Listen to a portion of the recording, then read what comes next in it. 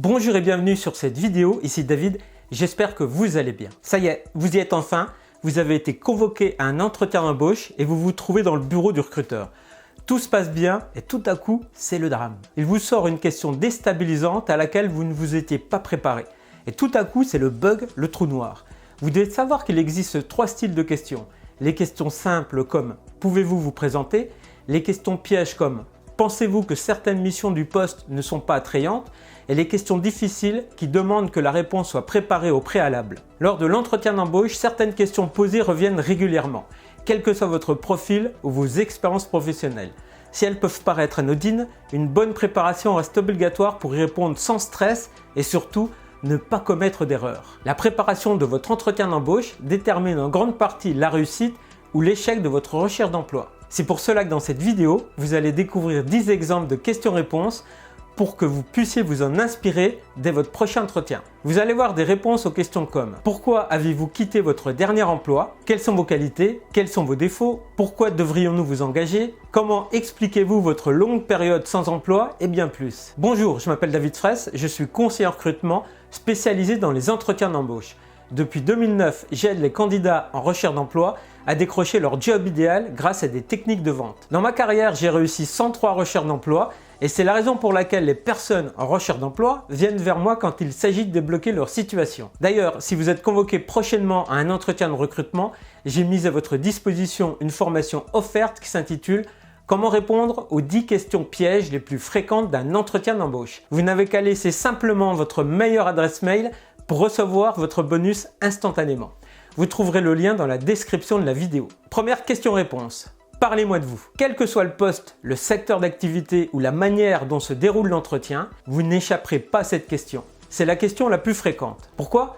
Cette question permet au recruteur de lancer l'entretien d'embauche. Votre réponse est vraiment déterminante pour la suite de l'entretien. La moindre erreur peut vous éliminer, d'où l'importance de bien la préparer. Vous devez parler de vous 1 ou 2 minutes au recruteur présent à l'entretien. Cette question leur permet également de savoir comment vous réagissez face à une question embarrassante, de voir si vous perdez vos moyens ou si vous arrivez à vous adapter. Les recruteurs savent pertinemment que cette question peut être compliquée, mais c'est le jeu, ma pauvre Lucette. Et pour vous, c'est l'occasion de vous démarquer de la concurrence. Pour répondre efficacement, vous devez résumer brièvement votre parcours chronologiquement dans les grandes lignes. Parlez-lui de ce que vous souhaitez maintenant pour la suite de votre carrière, sans déborder sur votre vie personnelle. Mon conseil est de vous préparer une réponse et de bien la mémoriser. Cette réponse doit être courte et concise pour éviter de vous disperser dans des explications interminables. Tournez cette question à votre avantage. Dites par exemple « Je suis content que vous m'ayez posé cette question », même si c'est faux. Ensuite, vous enchaînez. Je vous donne un exemple pour un poste de commercial.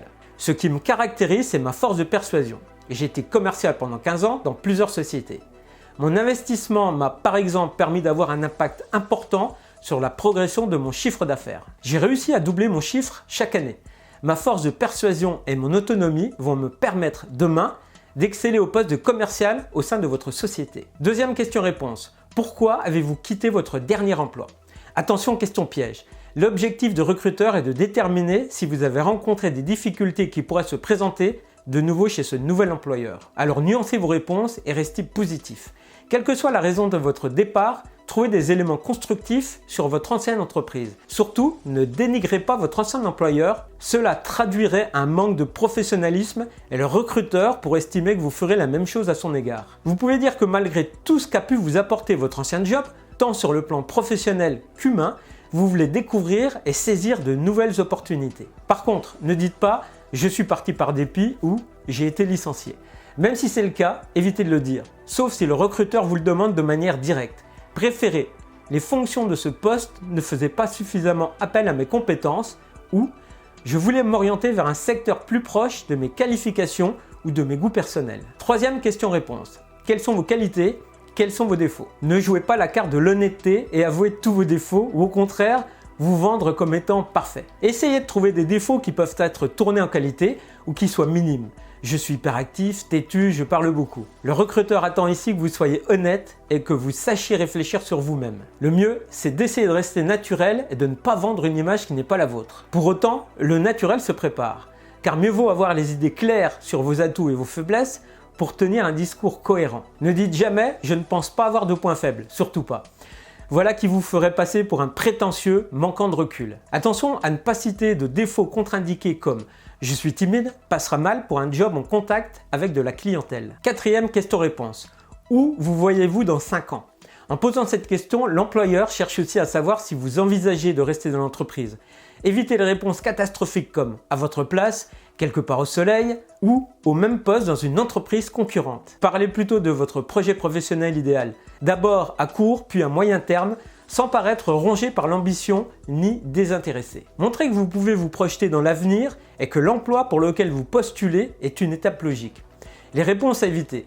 Ce poste n'est qu'une étape dans ma carrière ou je compte devenir chef de section dans 1 an. C'est dans votre intérêt de rester vague. Dites que mon objectif immédiat est de trouver un emploi dans une entreprise en croissance et mon objectif à long terme est de grandir et d'évoluer professionnellement avec cette entreprise. 5e question-réponse. Comment supportez-vous la critique? Confier à la personne en face de vous que votre fierté vous rend très susceptible n'est pas une bonne idée, au même titre que répondre avec le sourire « Très bien, je m'en fiche complètement de la critique ». Dites que la critique justifiée est le meilleur moyen de s'améliorer et que vous savez tirer profit des remarques qu'on vous fait sans pour autant les prendre personnellement. 6e question-réponse, comment expliquez-vous votre longue période sans emploi? Ne dites surtout pas « j'avais envie de prendre du temps pour moi ». Passer pour une feignasse est une très mauvaise idée. Expliquez plutôt que ce moment sans emploi vous a été profitable. Vous avez suivi une formation, l'apprentissage d'une langue étrangère, etc., etc.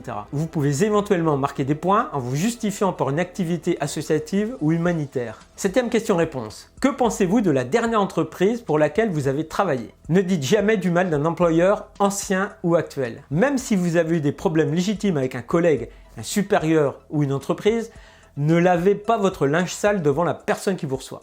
Tenir de tels propos ne peut en effet que pousser le recruteur à se poser des questions sur la façon dont le candidat va se comporter s'il l'embauche. Si on vous demande pourquoi souhaitez-vous changer de poste, il faut s'en tenir à des commentaires neutres tels que « Je recherche un nouvel environnement de travail » ou « Mes objectifs de carrière ont évolué ». 8e question-réponse. Pourquoi devrions-nous vous engager? Soyez convaincu de vos forces. Si vous êtes ici, c'est que vous êtes qualifié pour cet emploi. Soyez humble. N'essayez pas de persuader votre futur employeur que vous êtes le ou la meilleure. Présentez vos différentes qualifications et compétences professionnelles en les faisant correspondre à l'emploi pour lequel vous postulez et faites comprendre à votre interlocuteur que vous avez besoin d'eux comme eux ont besoin de vous. 9e question-réponse. Quelle est votre capacité à travailler sous pression? Annoncez de but en blanc que vous en êtes incapable, que vous n'aimez pas ça et que ça vous fait paniquer, ou vous vantez de ne pas travailler sous pression grâce à votre organisation irréprochable est une très mauvaise idée. Expliquez que si le travail sous pression ne vous semble pas idéal, il permet de vous booster et de donner le meilleur de vous-même. Vous pouvez également donner quelques exemples de situations où vous avez pu être sous pression. 10e question-réponse, êtes-vous surqualifié pour ce poste? À moins d'être Bac+6 et de postuler pour un temps partiel au McDo, ne dites pas que vous êtes trop qualifié au risque de paraître prétentieux. En vous considérant comme surqualifié, vous dévalorisez le job auquel vous postulez.